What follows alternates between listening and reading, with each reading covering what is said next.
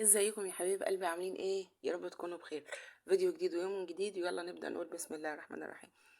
عايزه اقول لكم النهارده الوصفه بتاعتنا وصفه سهله وبسيطه وحاجه كده فاخر من الاخر. اولا مادام دخلنا في الشتاء يبقى لازم نعملها، لان انا بعملها على طول وغالبا يعني بعملها في الشتاء. علشان تعالوا نقول لكم بس الاول. انا معايا 3 بيضات، ومعايا نص كوبايه زيت، تمام، ومعايا معلقتين كمون ينسون. هغلطكم من اولها. معايا 3 كوبايات دقيق، بس هاخد منهم كوبايتين ونص. تمام. باكو باودر هاخد منه معلقتين، ومعايا رشة خل ورشة ريحة برتقال. دي التركاية بقى اللي في الوصفة. تعالوا نقول لكم هنعمل ايه. احنا هنا هنحط البيض وهنفضل نضرب نضرب نضرب، هنحط ننزل عليه بشوية خل كده علشان طبعا منع للزفارة. انا المفروض ممكن احط خل ومعاه فانيليا، بس انا ما كانش عندي فانيليا، فانا استكفيت بالخل لاني هحط ريحة برتقال، فده هيكفي معايا. طبعا انا بشتغل بالامكانيات اللي عندي، تمام. يعني انا بطلع من الوصفه بعملها لكم بالامكانيات، علشان ما فيش واحده تقول لي طب ما انا ما عنديش كذا اعمل كذا. لا، ما توقفيش نفسك على حاجه، شغلي دماغك هتشتغل.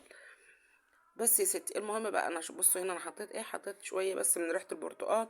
الازازه دي ب3 جنيه، قاعده معايا دي تالت مره اعمل بيها، تمام.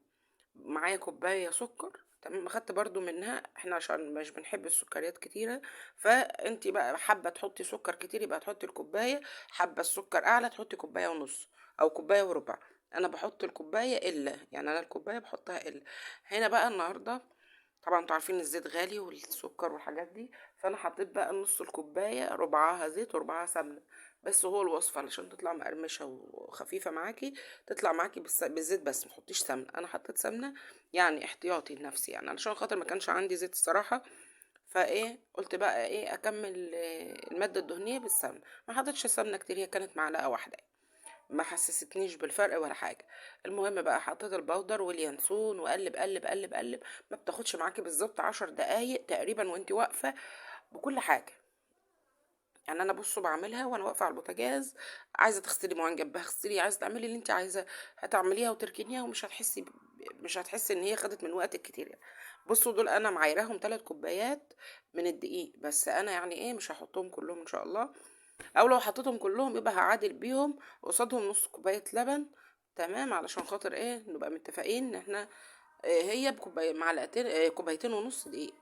معلش سامحوني مش مركزه كويس، عشان انتوا عارفين يعني احنا في جو امتحانات، وطبعا الفيديو ده متصور معايا بقاله كام يوم. بس انا دخلنا بقى، انتوا عارفين المذاكره والحاجات دي، والله العظيم بصوا ملخومه كتير كتير ومش فاضيه وحاجات ياما كده. فمعلش اعذروني بقى ان انا مش بنزل كل يوم، فهتلاقوني بنزل كل كام يوم كده فيديو، وهتلاقوني مش مركزه. بصوا بقى، هنا في الفيديو ده انا نزلت ب3 كوبايات بتوعي كاملين، لان انا هزود لبن.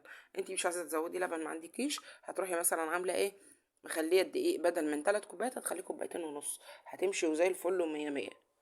تمام يا حلوين؟ تمام. لو وصلتوا لحد هنا بقى اكتبوا لي تمام عشان اعرف ان انتوا مركزين. بس وهنفضل بقى نقلب نقلب نقلب لحد ما نحس ان القوام معانا ايه. بصوا بقى حاجة ايه يعني، اشد من الكيكة شوية. ده كان لبن بودرة عندي برضو، خدت منه معلقتين حطيتهم على شوية مية سخنة وقلبناهم كده علشان خاطر ايه نفكك بس الوصفة ما تبقاش يابسة جامد معانا يعني. بس كده. وهنقلب نقلب نقلب نقلب حلو قوي. بصوا لحد ما انت بنظرة عينك كده تحس ان القوام بتاعها بقى يعني مش خفيف ولا تقيل، هي زي الكيكة بالظبط بس اشد من الكيكة شوية. علشان ايه، عايزه بقى تسميها بقى كيكه اليانسون، عايزه تسميها بسكوت باليانسون، بس هو انا عامه يعني هو بقى معروف ان هو بسكوت باليانسون. علشان ايه بنرده تاني بندخله الفرن. بصوا بقى، هنا بقى ندخلها الفرن على ايه، على درجه حراره عاليه. انا مشغله الفرن كل ده وانا شغاله، طبعا مشغله الفرن عشان تسخن. وهنا دهن الصينيه لو بتلزق ادهني الصينيه لو صينيتك بتلزق، او حطي ورقه زبده، تمام. عايزه اقول لك تمام، لان هي انا دهنت الارضيه بس ما دهنتش الجناب، كانت ماسكه شويه من الجناب. بس طبعا يعني فالمعتاد يعني انا مش ما كانش عندي برضو ورق زبده، فعشان كده ما عملتش ورق زبده.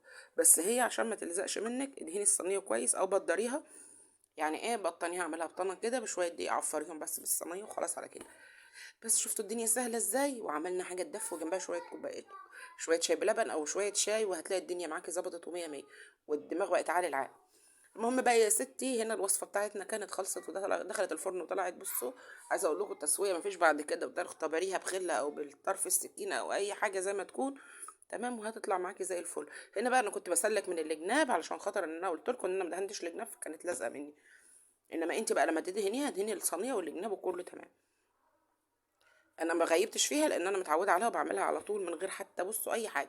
يعني بدخل اعملها كده واطلع بسرعه ونتعشى واحنا قاعدين وخلاص، او نفطر مثلا منها لو انا زهقانين من الفول والجبن والحاجات دي بنعملها. بصوا انا بعمل الاكل وجنب مني، يعني بصوا حتى الحله شغاله على النار جنب مني بعمل اكل وحاجات، وبعملها للولاد عشان لو عشاء او كده يبقى انا مجهزه نفسي برضو، مبقاش مستعجله. تمام.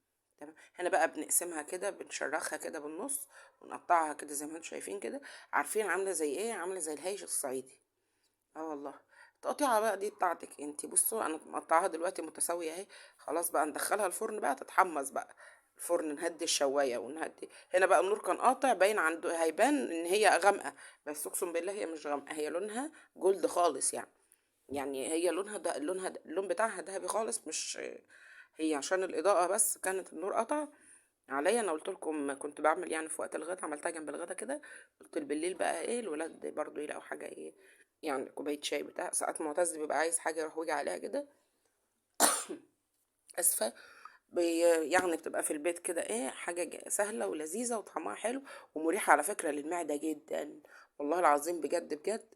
بس انا ممكن بقى عايزه اقول لكم بقى اليانسون ممكن تحطوه على الدقيق وتقلبوه. بس لو عايزين تحمصوه حمصوه، مش عايزين خلاص براحتكم، كده كده الطعم بيبقى باين. وحاجه بصوا لذيذه وسهله وبسيطه وما فيهاش اي